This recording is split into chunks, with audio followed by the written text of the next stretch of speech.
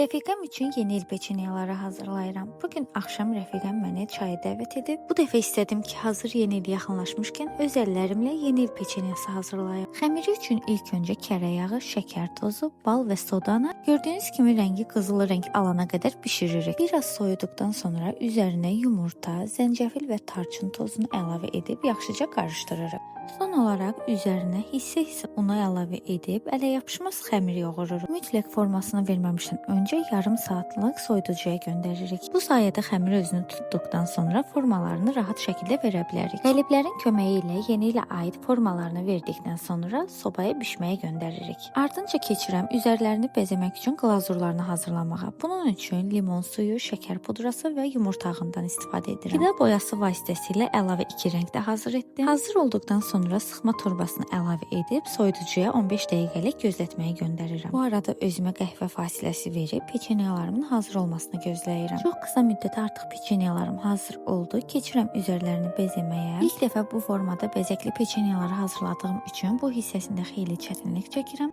Ancaq düşünürəm ki, ilk dəfəyə görə çox gözəl alındı. Son olaraq hədiyyəlik paketə əlavə edib gedirəm rəfiqəmgilə. Ümid edirəm rəfiqəm də çox bəyənəcək. Sizcə necə oldu?